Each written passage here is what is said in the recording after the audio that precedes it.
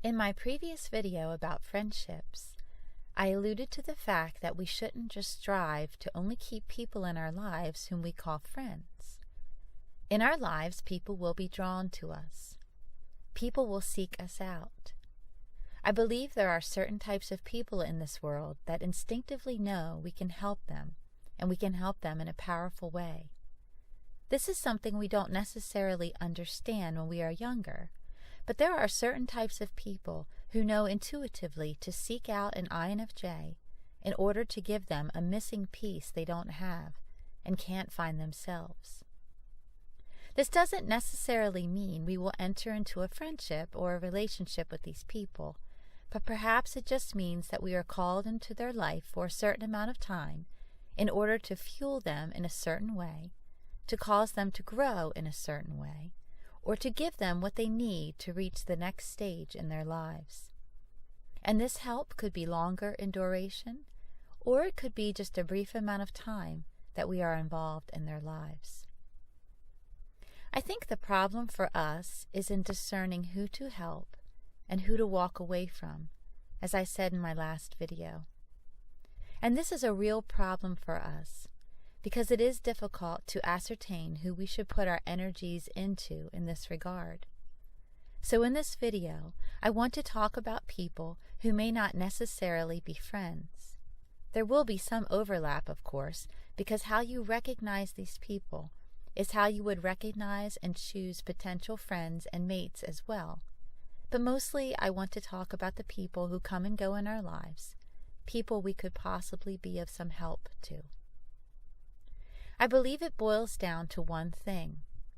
We have the tools, we have the wherewithal, we have the knowledge to help the strong people in life. When I say strong in opposition to weak, I am saying we have the tools to help those who want to help themselves. Weak people are weak for a reason, and the reason is they cannot or will not help themselves. Someone I love recently said that to me, and it's very true. Now, before there are any misunderstandings, I want to clarify what I'm saying here when I speak of weak people.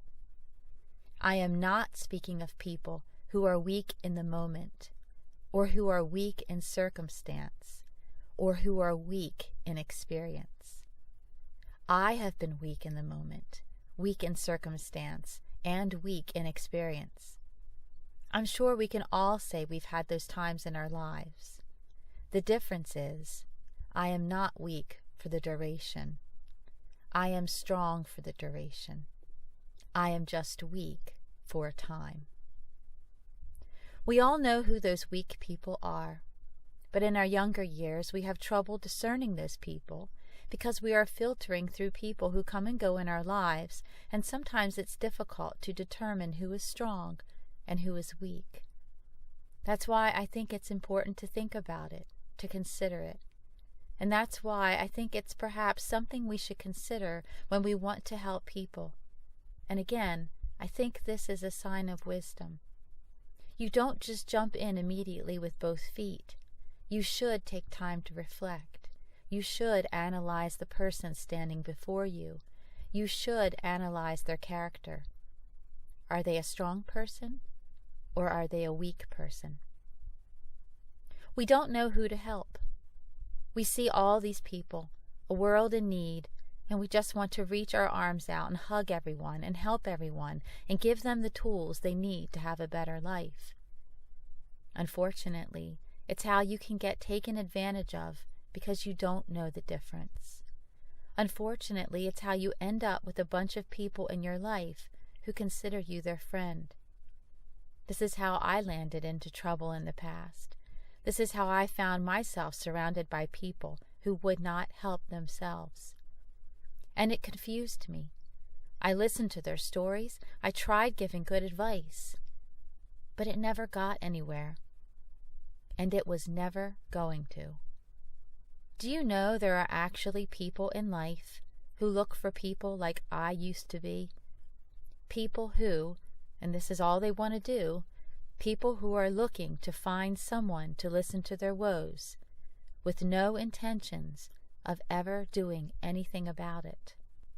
Those who do not want the tools, but who want to borrow someone else's tools and never buy or craft their own. I was naive to this in the past. I fell for the tears and the sad stories and the insincere cries for help. I was used because I couldn't tell the difference between a strong person and a weak person. I was not gifted with the abilities I have in order to serve as some kind of emotional dumping grounds for people. Neither are you. That doesn't mean we can't support a person in times of need. That's not what I'm saying. We all know it to be true, how people randomly share their deepest hurts with us. We all have stories of such things. I met a couple in the grocery store one time, and we struck up conversation in the cereal aisle. Before they left, they shared much about their life, including how their young son was tragically killed in a motorcycle accident. They were shaken and crying as they spoke to me. This kind of experience is common to all of us.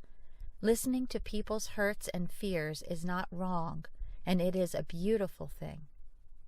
But listen wisely. Sometimes that's all a person needs, the chance to open up to someone who really listens. I believe we will experience these situations all of our lives, and it's good. What an honor to support someone in that way. You can temporarily ease someone's burdens in that way. Know the difference, though. I will certainly support a person who is weak in the moment or weak in circumstance, knowing they will overcome it and be able to move on. I will support someone who is deeply grieving or going through a difficult period in their life. But I am not here for that kind of continuous help that goes nowhere.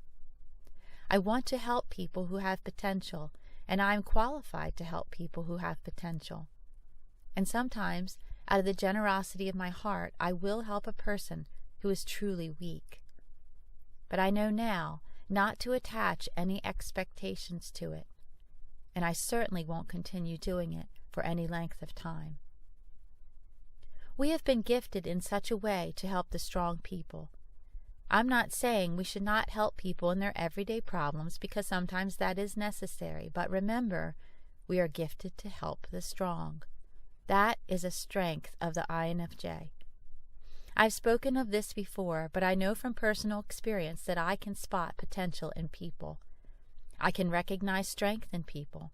I can see those who desperately want to grow, who want to become better, who want to reach that next plateau in personal development. I can see it, and those are the people I want to help. You can see it too. We spot potential in people. We can see things in others that they cannot see. We know what they can become, and we believe we can help them to get there. I recognize these people, and I want to pour my energy into them. I want to help them reach that potential. At this stage in my life, I think I'm able to discern who is going to take that help and do something with it. Because when you try to help weak people, all it ends up doing is draining you.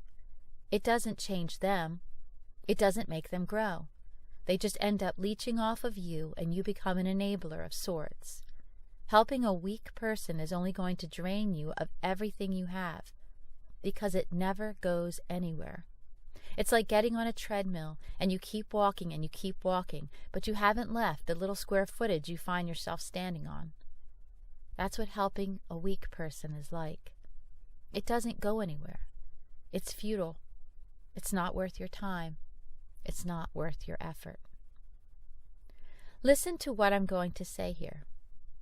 You don't spend your lifetime studying people, observing people, experiencing people, gathering information about people. You don't spend your lifetime doing this just so all you can do is help the weak people.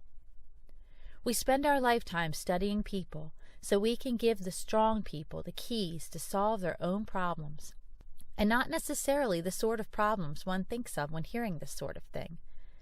It could certainly be a key for those kinds of problems, but it could be a key for an intellectual problem as well. Have you ever considered this? That you can help people solve intellectual problems? You can.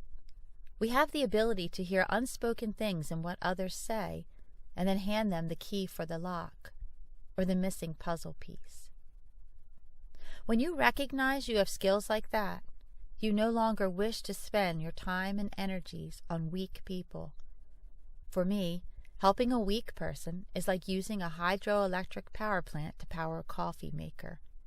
Why power a coffee maker when all it can do is make a cup of coffee? Why not power a city instead?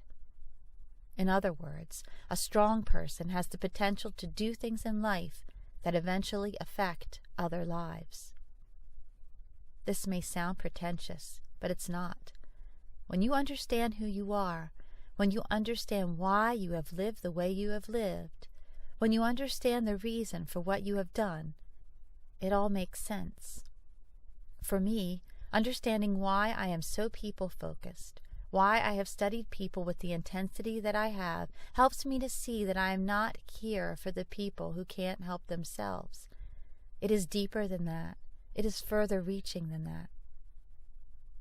And before you think this whole thing of helping the strong sounds like you have to go out and find a Superman, that's not what I'm saying.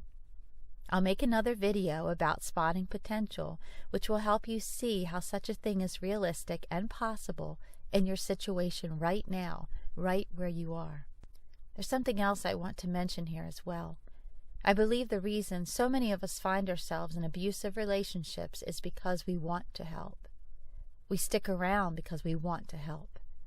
And I can empathize because I have been there. What we need to realize is that an abusive person in many cases cannot or will not help themselves. They would like to bleed us dry, and in our desire to help that person, we become abused as well. I think the best thing we can do for ourselves is to realize that that person in our lives is a weak person. They cannot be helped, so we have no other choice but to walk away.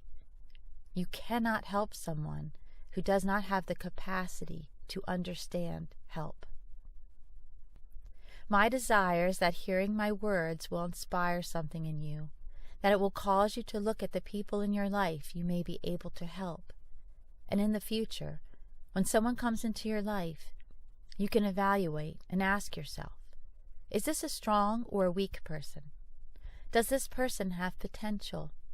Does this person want to take this potential and run with it? Can I help that person to do that? Can I help that person succeed? If you can answer yes to those questions, that's a good case scenario. That's a person you want to devote your energy to. We just need to choose wisely where we spend our time. We need to discern the strong from the weak.